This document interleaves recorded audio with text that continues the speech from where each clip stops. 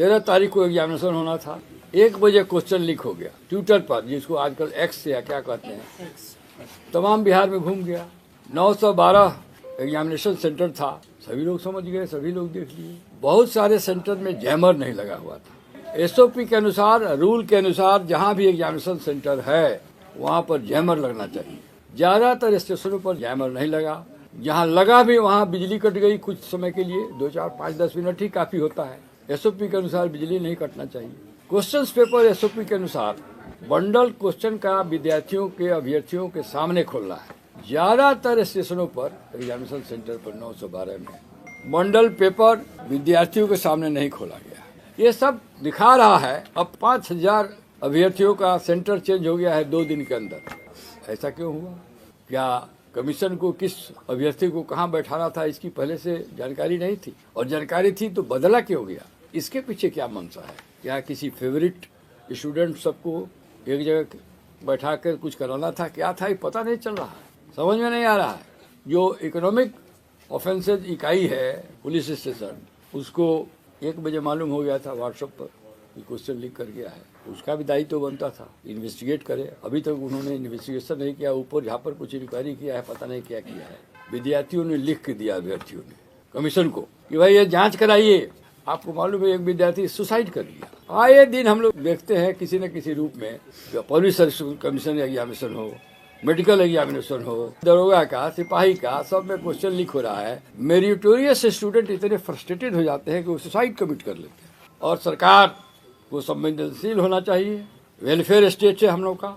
हमारा संविधान भी कहता है कि government should be responsible and responsible to the causes of student, general public. यहाँ तो सरकार बहरी हो गई है। लड़के आंदोलन में चले गए, गर्दनी मांग बैठे रहे। जब प्रशांत किशोर जी को ये मालूम हुआ बच्चों के साथ अन्याय हो रहा है, एग्जामिनेशन में धांधली हुई है, तो उन्होंने इनके साथ कंधे में कंधे मिलाकर इनका जो आंदोलन था, इनका जो मिशन था कि री एग्जामिनेशन हो, उसमें वो शरीक हुए। इन लोगों के साथ जब अनशन पर वो बैठे, अभी तक अनशन में बैठे हुए हैं। इतने अच्छे कॉज के लिए और जेन्युइन कॉज के लिए विद्यार्थी लड़ रहे हैं, परीक्षार्थी लड़ रहे हैं, अभ्यर्थी, और उसका समर्थन प्रशांत किशोर जी और उनकी पार्टी जन स्वराज कर रही है। इसमें कोई राजनीति नहीं है। एक गुड कॉज को सपोर्ट करना, तो राजनीति क्यों किया जाता है? पार्टी क्यों बनाया जाता है? कि चुनाव हो, अच्छे लोग जीत के आवे, अच्छी सरकार बने। अल्टीमेटली सरकार बनाना ही कोई फाइनलिटी नहीं है। पब्लिक की सेवा हो, बच्चों की शिक्षा हो, लोग बढ़े, आगे बढ़े, तो ये राजनीति नहीं है। विद्यार्थियों को मदद करना, विद्यार्थियों के साथ अन्याय हुआ है, आगे खड़े हैं।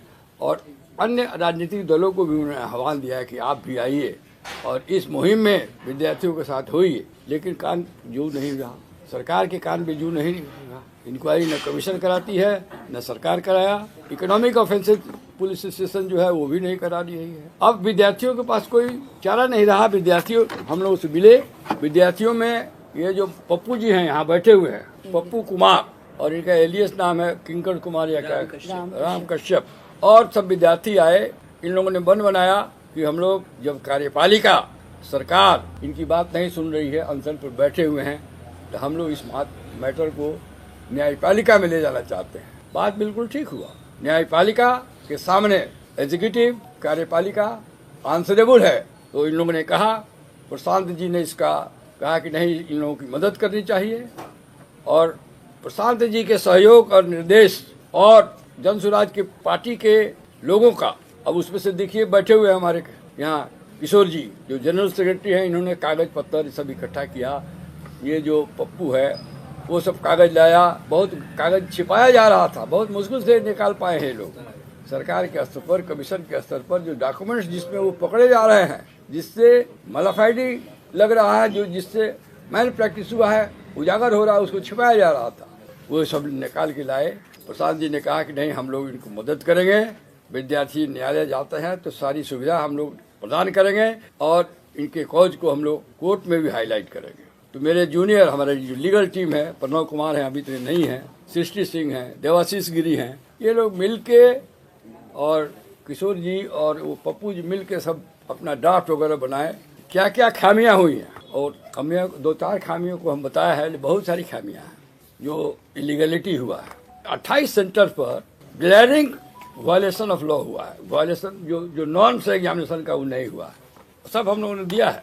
कहीं पर इन्विजिलेटर ही नहीं गए, कहीं पर क्वेश्चन पेपर ही समय से नहीं पहुंचा, कहीं पर लेट एग्जामिनेशन शुरू हुआ, किसी किसी स्टेशन पर बायोमेट्रिक्स नहीं हुआ जो कि मैंडेटरी है, कुछ स्टेशन पर तो टीचर्स ही परीक्षार्थी को मदद कर रहे थे, हेल्प कर रहे थे, और some of the invigilators themselves were prompting answers to the at some stations।